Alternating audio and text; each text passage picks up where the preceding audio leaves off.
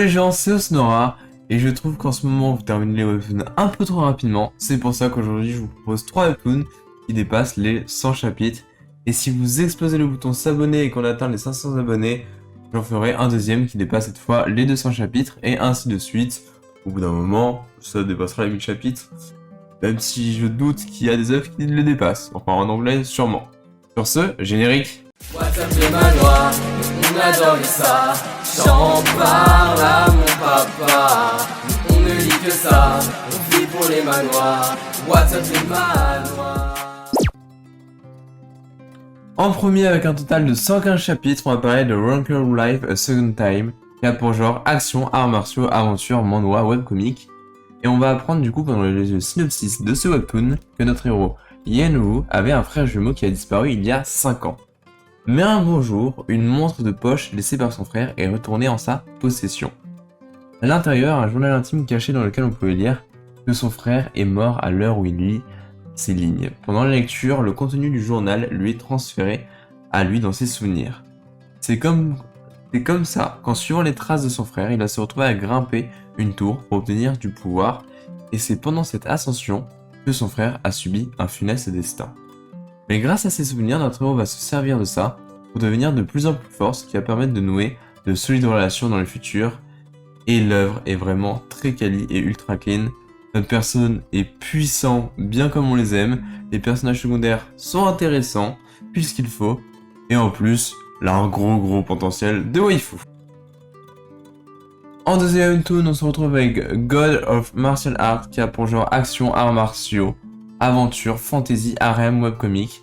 Et on va suivre l'histoire de Ling Feng qui vit dans un monde où la force prévaut sur tout, dans un monde où le respect se gagne avec les arts martiaux.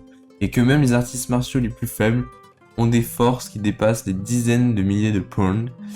Unité de mesure de la force dans ce monde, au cas où, hein, vous n'avez pas compris, capable de craquer des blocs de rochers.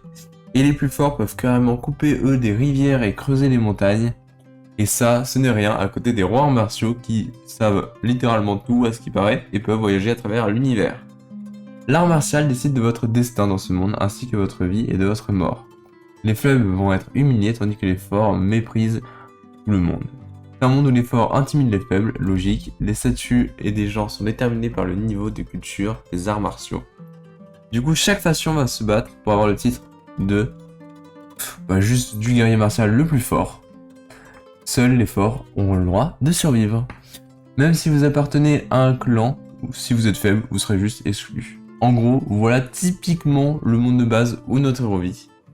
Du coup, c'est vraiment art martial, l'histoire est plutôt basique. Alors sinon, l'univers du webtoon est plutôt mature, mais visuellement parlant, c'est pas tout à fait au goût du jour.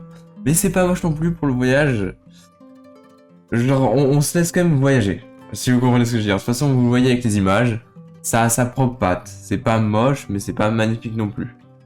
Bon, mais malgré ça, il possède quand même un total de 139,3 chapitres. Pourquoi 8,3 ? Alors sur le site où je le lis, ils ont tout simplement décidé de séparer les chapitres en 3.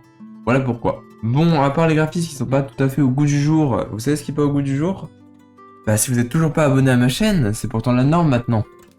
Vous devez vite rattraper cette erreur et commencer à vous abonner. Comme ça, vous aurez des webtoons avec plus de 200 chapitres à vous mettre sous la dent. Et si t'as pas de dents, bah... mets un pouce bleu. Je suis pas sûr de cette blague. Du coup, on passe vite à autre chose et on passe au troisième et dernier webtoon, et peut-être le meilleur et le plus connu, le digne successeur de Solo Leveling. On va parler évidemment de The Beginning After the End. Et je préviens, ça sera la présentation la moins objective sur ce bijou. Et si vous ne l'avez pas vu, quittez cette vidéo, foncez, perdez pas votre temps là, et vous reviendrez me remercier plus tard. Du coup, The Beginning After the End a pour genre action, aventure, combat, fantasy, fantastique, manhwa, réincarnation, romance et supernaturel. Ce webcomic nous mène tout droit auprès du roi Grey, dans son lit de mort. Cependant, la solitude suit de près le détenteur de grands pouvoirs, ce qui est son cas. Et du coup, sous son apparence glamour d'un roi puissant se cache la coquille de l'homme, dépourvu de but et de volonté, et de sentiments. Réincarné dans un nouveau monde rempli de magie et de monstres, le roi va avoir une nouvelle chance sous le nom de Arthur Lewing. Il va naître, cette fois, dans une famille aimante, où il va redévelopper des sentiments envers cette nouvelle famille. En plus de ça, ses connaissances martiales dans son autre vie lui permettent de développer ses pouvoirs magiques plus rapidement que n'importe quel génie de ce monde. Mais le chemin de notre héros ne sera pas de tout repos. Les rencontres avec des êtres transcendant les limites de ce monde peut arriver plus vite qu'on ne le pense, et notre jeune héros devra être capable de faire face à un terrible complot qui se trame sur l'intégrité du royaume. Voilà pour la trame principale. Mais vraiment, comment vous dire que tous les points positifs des œuvres précédentes, et ben cette œuvre, elle les possède. L'histoire est mature, magnifique, bien dessinée, et en plus, son attention pour les âmes sont... Genre... Ah! Pour résumer en un mot, l'œuvre est exceptionnelle. Elle a une histoire profonde, mature, le détail des personnages principaux, nickel, les décors sont pas mal. C'est pas un truc la vie est en rose. Faites attention, je préviens, il y a quand même des scènes gore qui peuvent arriver. Donc les âmes sensibles, s'abstenir. Et vraiment, elle a des scènes qui brisent le cœur littéralement. Il peut y avoir des scènes très stylées ou très mignonnes, genre là de tout dans cette œuvre. Cette œuvre est juste God tier. Et voilà les gens, c'est déjà la fin de la vidéo. Je compte sur vous pour marteler le bouton s'abonner. Sur ce, je vous dis aux autres et à tout le monde de toute façon à lundi prochain pour une nouvelle vidéo exclusive.